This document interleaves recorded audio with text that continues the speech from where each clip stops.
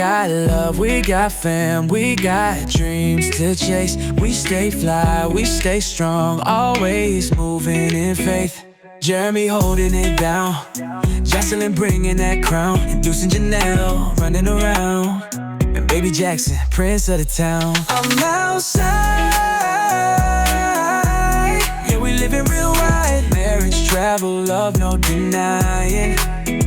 Hit that like, subscribe, come tap it, come along, let's ride. Allen family, we outside.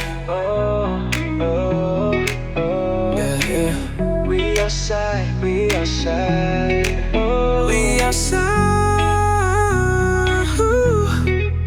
Allen family. Hey everybody, thanks so much for clicking on this video. I guess most of my videos end up being in my office because it's quiet. The kids aren't yelling and screaming and running around, and I can gather my thoughts quietly. But anyway, I figured this would be a good vlog for this week because yesterday during my live stream I was talking about how believe it or not, Jaxon is going to be starting preschool in August for this next upcoming school year. And I figured by discussing that would be kind of a good gateway to this vlog. It's been on my mind to do it for a while. So I'm like, okay, here's your gateway. Go ahead and do it. So for those who don't know, Deuce, my oldest, he is now 8 years old. He had a speech delay. You know how when you go to the doctor's office with the kids, or at least how it is in Illinois, they give you like this long questionnaire that you have to fill out. And on the questionnaire, they ask you questions like, oh, depending on like what milestone appointment it is, oh, can your kid say XYZ amount of words? Does your child put words together to form sentences, things like that. So to backtrack, when we were doing this checklist, I noticed that we weren't able to check off certain things for Deuce. And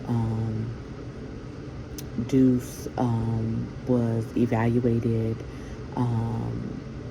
for speech, and they discovered that he had a speech delay, and he went through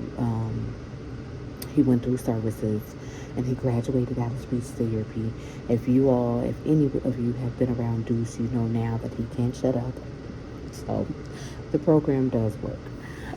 So fast forward to Jaxon, and now this go round, I'm familiar with kind of like the signs and stuff like that. So I was, instead of me answering a questionnaire, I was able to go directly to the doctor and be like, hey, I'm like 90% sure that Jaxon has a speech delay. So we were immediately able to get everything scheduled for him.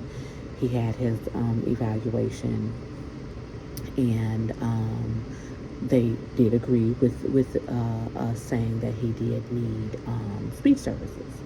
Now, the fun thing is, when Deuce was going through speech services, his journey began, it started pre-COVID.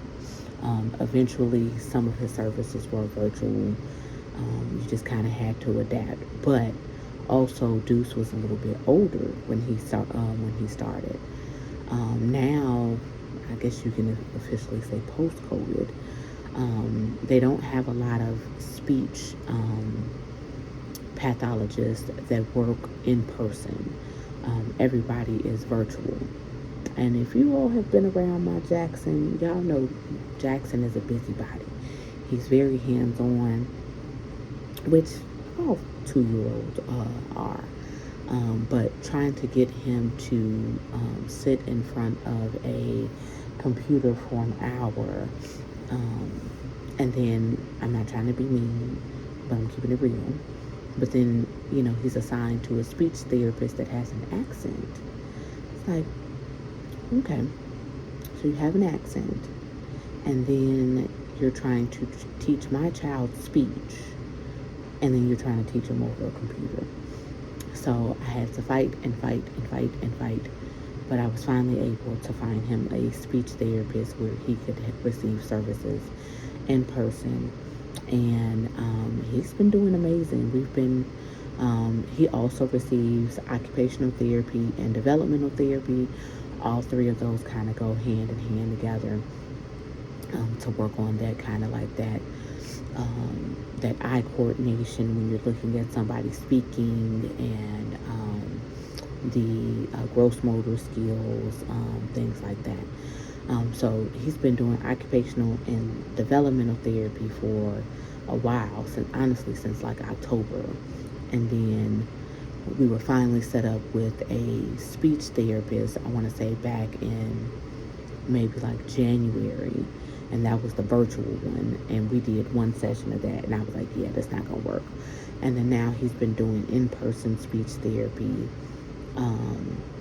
for maybe about a month now. And I can definitely see the difference. I've seen the difference in him overall since October. But I really see the difference in him since he started the in-person services. And don't get me wrong, he wasn't like before he started services, he wasn't like completely mute, or anything like that. But he's saying way more.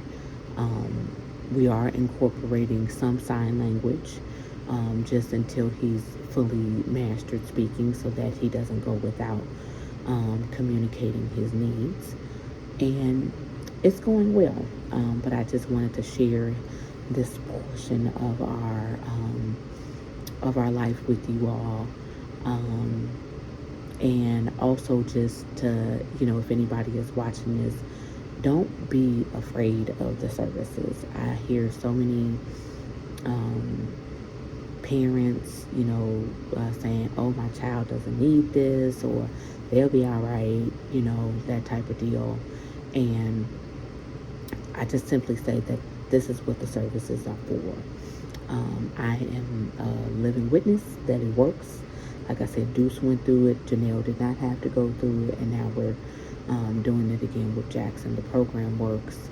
There are dedicated therapists out here who want to work with your child and get your child to the level that they need to be.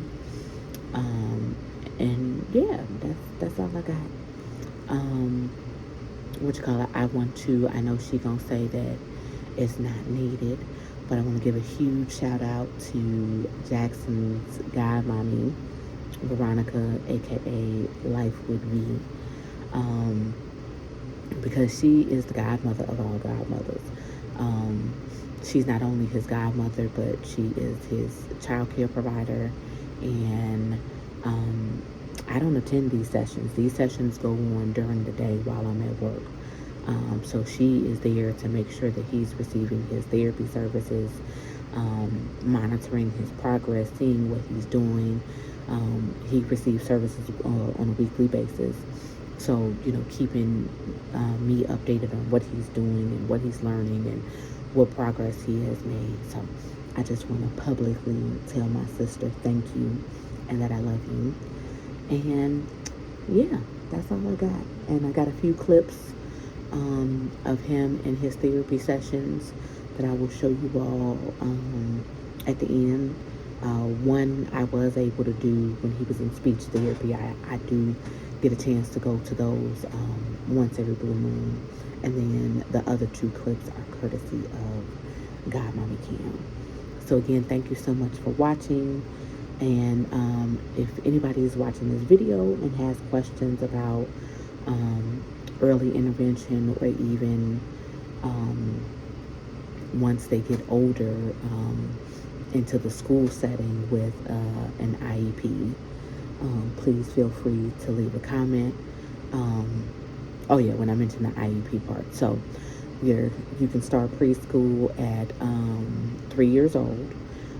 So originally, of course, no one wants to put their child in school at 3, especially when they have the daycare of all daycares. But the early intervention services, they phase out at 3 years old. So he will be able to have in-home slash daycare services until the end of the summer. And then once the school year starts back, because he'll be 3, he will have to receive services in the school setting. So that's why I mentioned during yesterday's vlog that he will be starting school in August. Me and his godmama ain't ready, but we know that it's necessary. So again, thank you so much for watching this video. Make sure to like, comment, and subscribe, and I will see you guys on the next video. Bye. Car. Driving. Car.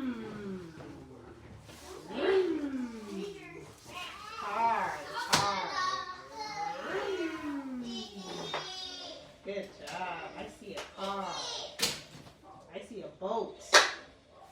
Boat.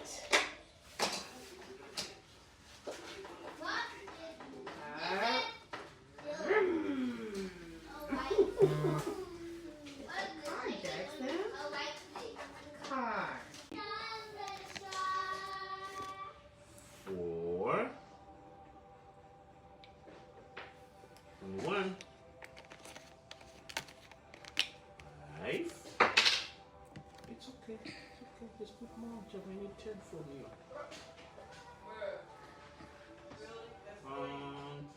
Good job. Take your time. It's okay. Go, go, tractor. Go, go, dog. Let's go for a ride. Oh, and one more bonus clip. So last week we had to go to the school for a transition meeting. So to meet the team, even though I already know, I knew most of the people from when Jeremy was in, Deuce was in the program. But we had to go up to the school last week, and we were sitting in the office, and I was like, I was talking to him and asking him whether he was going to behave. And I didn't realize until I looked back at the clip that he actually told me no. Let's see if he can behave. I think no. You gonna behave? You gonna behave? Yeah, we outside, we outside.